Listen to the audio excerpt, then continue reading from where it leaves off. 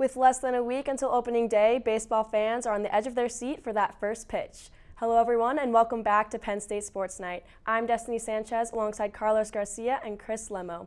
After previewing the American League last week, tonight we will be breaking down the National League as opening day is right around the corner. Players are moving like pieces on a chessboard with the NL East, with the Mets trading for Francisco Lindor and Carlos Carrasco, as well as boosting their bullpen with Joey Lucchesi. Although the Braves have also made some additions to their team that could lead them to a successful season. I'll start with you, Chris. What are your thoughts on the East? Well, I think the Braves definitely win their fourth straight division title here. The Mets, don't get me wrong, they're the most improved team possibly in the league this offseason with the additions of McCann, Carrasco, and Lindor. But the Braves, to me, still, I think, have a little bit more upside in that rotation. Ian Anderson obviously showed what he can do last year. He was electric in his 6 regular season starts and then on into the postseason. Combine that with Soroka, who will probably be back mid-season, and then a lineup that returns everybody, including Ozuna. I think, to me, they're still the clear favorites. But the Mets, to me, I think are a wild card team. Probably even a 90-win-plus wild card team. The pitching staff outside of their top DeGrom there, I don't really like as much, especially with Carrasco hurt. I think there's some question marks right now. They have Joey Lucchesi and Peterson in their starting rotation, who I'm a little bit more iffy on.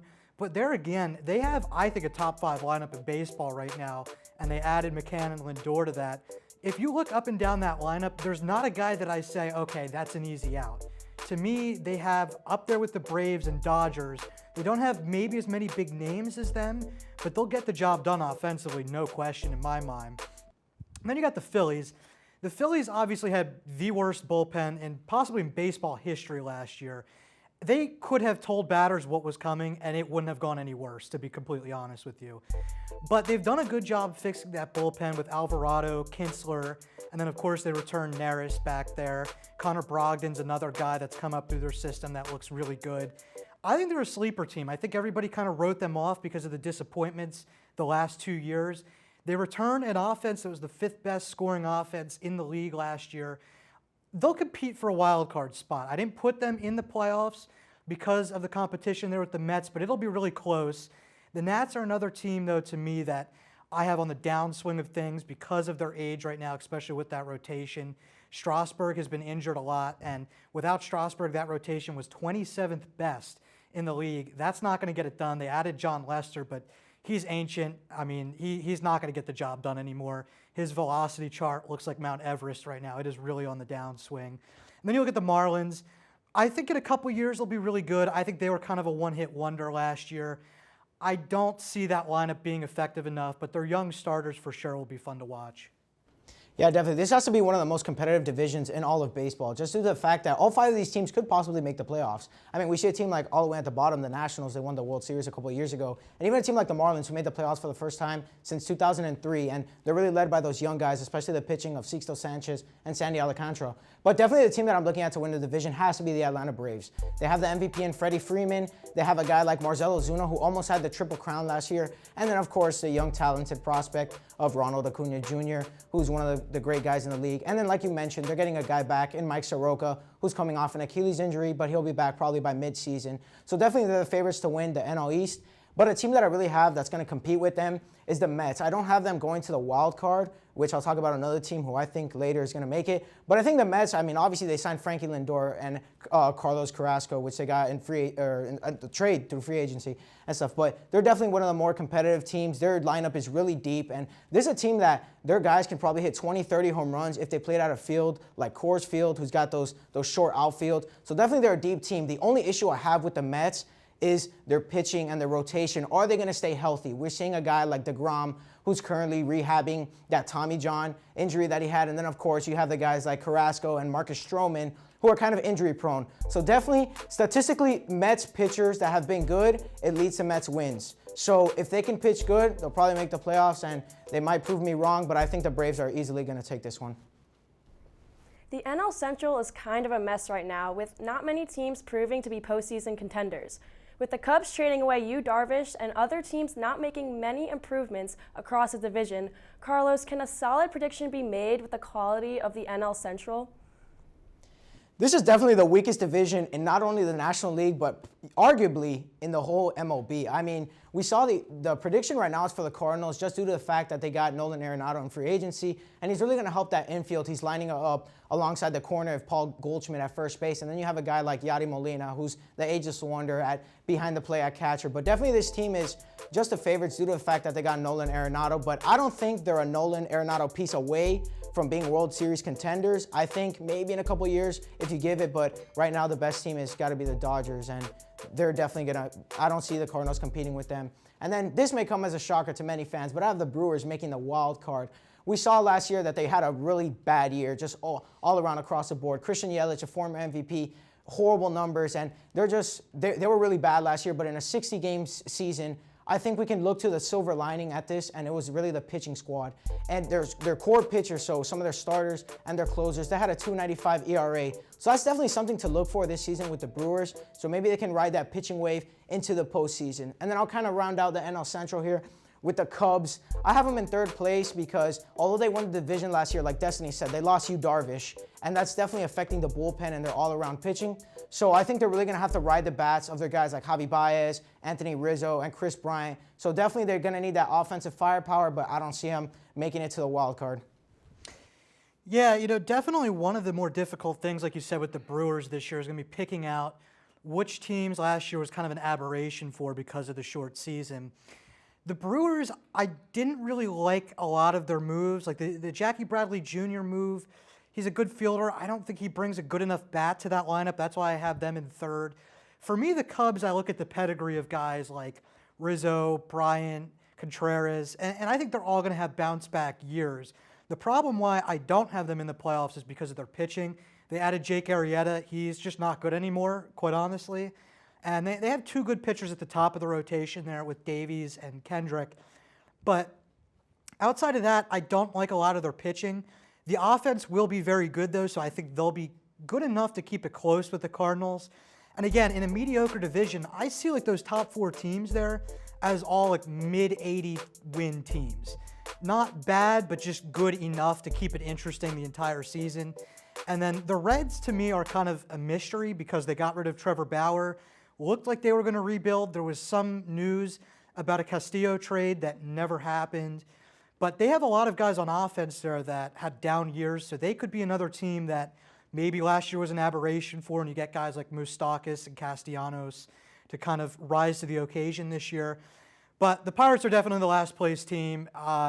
It's just not going to be a good team. They should get the number one pick, I think, in next year's draft as well. But at least they have Key Brian Hayes, and their stadium is cool, so they got that going for them, I guess.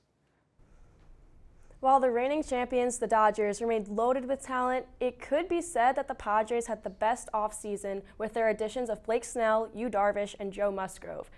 How do you think the West will play out with these powerhouse teams?